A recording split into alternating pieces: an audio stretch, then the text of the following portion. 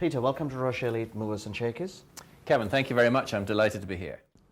Peter, what is your success mindset? Well, I think the same mindset for me applies to any business I'm in, and I know particularly today we're talking about Kestrel Superyachts. But for me, it's essential that whatever I do, I'm immensely proud of the outcome. And that's a product not just of my own work, but all the people who are working with me. So in this project, Ron Holland, the naval architect, Watkins Superyachts as our brokers, David Barwell, who's our project manager, the boatyard, the stakeholders, all have to be integral to every person being immensely proud of what they've achieved. And I think if I can't find that, it's a business I don't want to be involved in. Of course. I think there's a second aspect, which you might find slightly whimsical, which is that I take great perverse delight in breaking business models. I'm not quite sure why it is the case, but I've always enjoyed that. Mm-hmm. So for me, this is entry into a sector that I wasn't in before, and which I have a great deal of love and affection for because I've always enjoyed boats. But I like to look at how the industry conducts business at the moment and don't necessarily understand why they would do it like that. It's a historical evolution.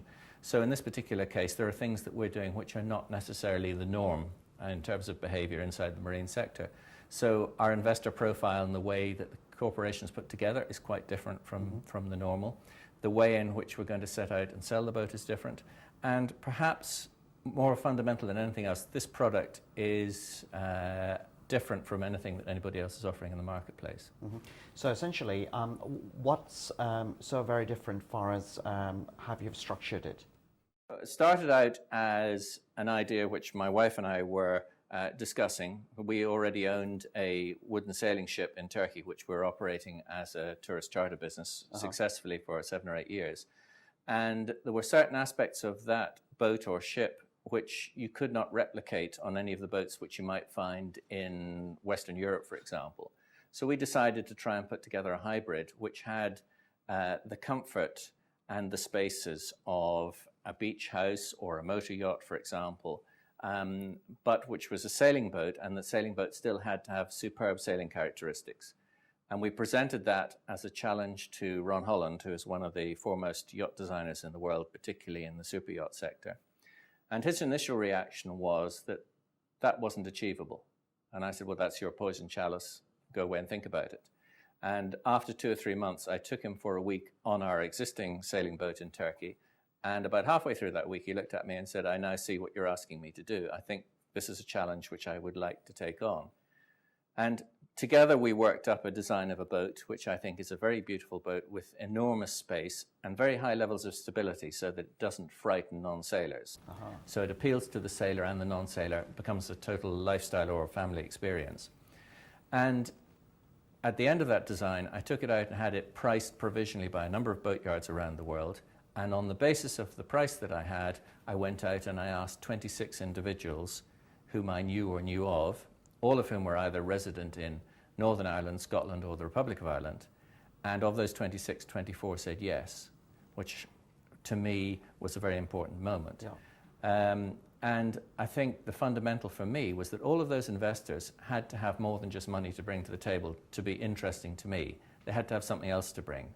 So amongst the 24 that are there, I have people with financial background, people with a legal background, I have people with an engineering background, a design background, people with an exceptionally good network of contacts amongst high wealth individuals, for example.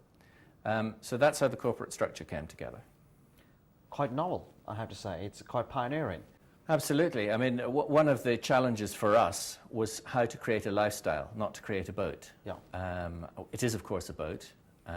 But if I can explain one of the peculiar features of it, which is quite unique to us and which we're very proud of, and this came from one of the investors who's a serial boat owner, we've developed the cockpit area, the area where you sit and are sheltered when the boat is sailing, with seating pods, which are located on tracks across the boat, so that when you're in sailing mode, you're sheltered by the wheelhouse in front of you.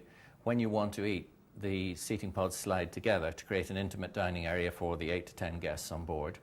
And come the evening when you're lying at anchor in some quiet bay, you take the tables off the seating pods and slide them completely out to the edges of the boat, creating a dance floor or a cocktail party space or whatever you choose it to be. So it is very much a lifestyle approach, because one of the things that became very clear to us at an early stage is that as boats got bigger, a lot of the fun went out of boating.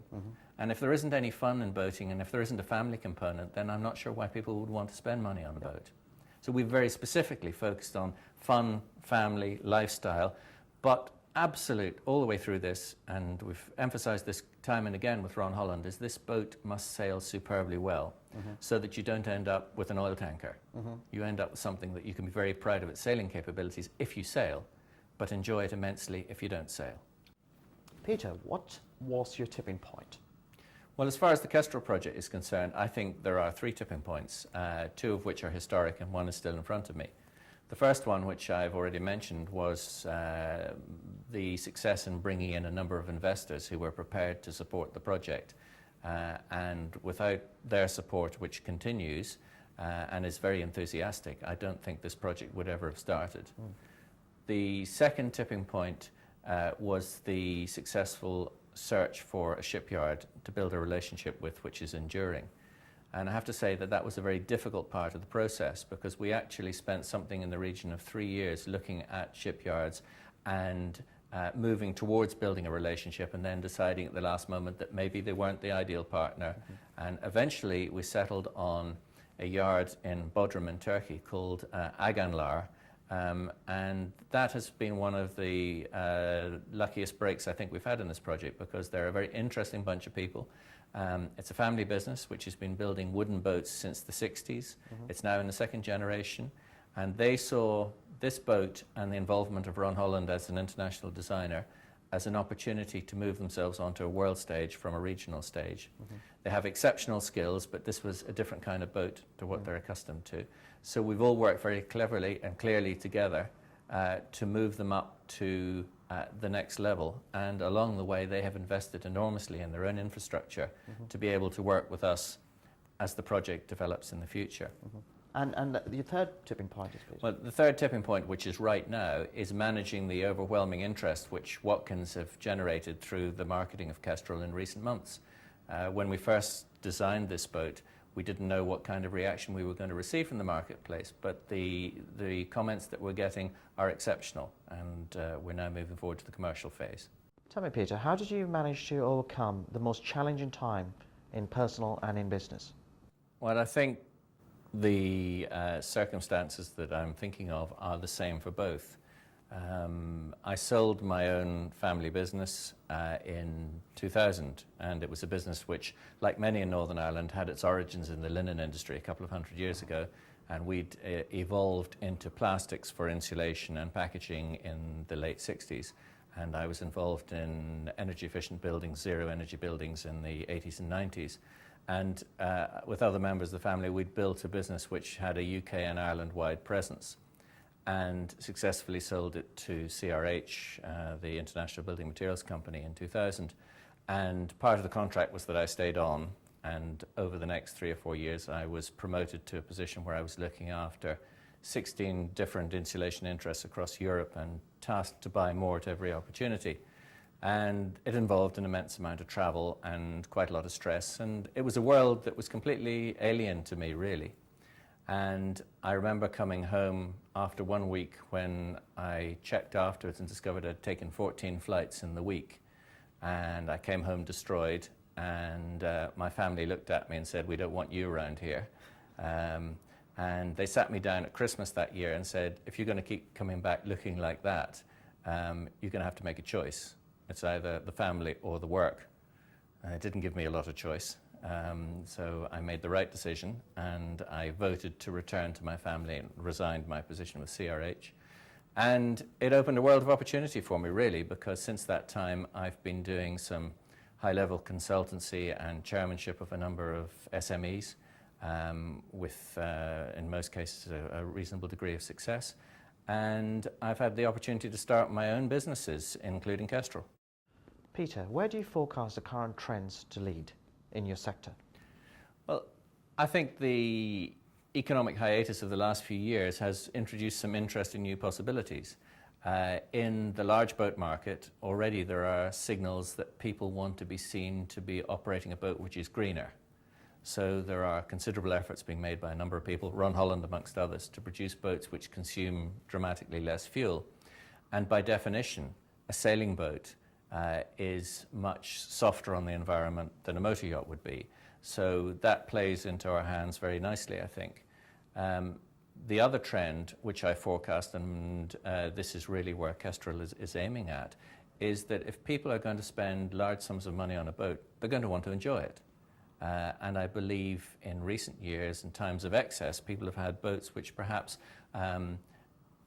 look pretty, provide lots of space, but maybe aren't very entertaining to be on. So we're trying to resolve that dilemma by producing a sailing boat which is low in its energy consumption in relative terms, but very easy to live on and a very nice place to be, a beach house on the sea. Mm-hmm. Okay.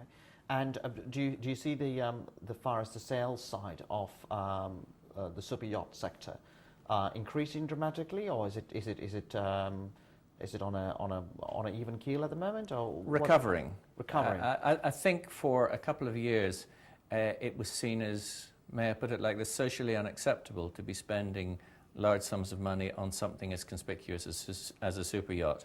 But certainly at the Monaco Yacht Show this year, and to some extent even last year, people were beginning to say, well, I've sort of kept my powder dry for long enough, I want to get back out there again.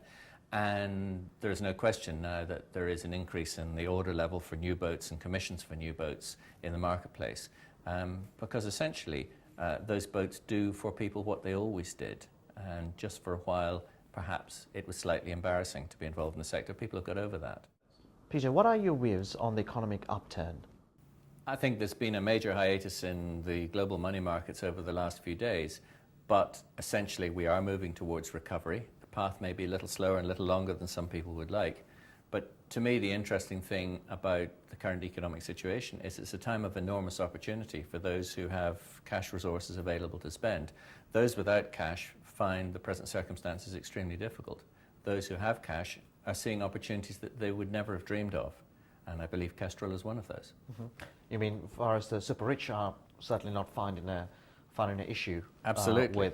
With investing or purchasing high value items. Yes, yes, indeed. That's exactly what I mean. Whereas the general populace as a whole are finding it a bit tough at the moment, to say the least. Yes, I mean, one of the things that I think is fascinating about the present economic marketplace that we're experiencing is markets in most products and services I can think of are polarized.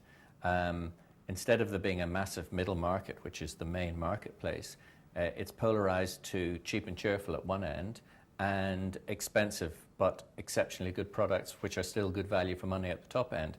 And the bit in the middle seems to have almost evaporated. And what I don't know is how that might re-establish itself in the years ahead. Peter, what is your current focus? Managing the success of Kestrel Superyachts. We're finishing the first boat. The company was set up to offer boats on a semi-custom basis, so for future buyers we can produce a boat which is faithful to the concept but is different in detail. So for example, somebody might ask us to produce a different style of interior. They might ask us to have a boat with one mast instead of two. They might ask for a deeper keel. They might ask us to make it 10 feet longer. All of those things are very much in our game plan. So it's moving forward into the success mode. In terms of price, how does Kestrel compare in the super yacht range? Well, the best way to compare it is with boats of a similar length, because that's how people normally look at the marketplace. So 30 meters, 100 foot, thereabouts. Most sailing boats available on a semi-custom basis across the world at the moment in that size bracket, new boats, would have a price ticket of between 8.5 and 10 or 11 million euros. Kestrel is very competitively priced against the comparison. But I think more importantly than that, Kestrel actually has some 30% more volume for its length than, for example, any other 100-footer that Ron Holland has ever produced. So essentially, it's an exceptional value proposition. Peter, it's been a delight having you in Rochay Elite Movers and Shakers. Thank you for your time. I very much enjoyed it. Thanks very much indeed, Kevin.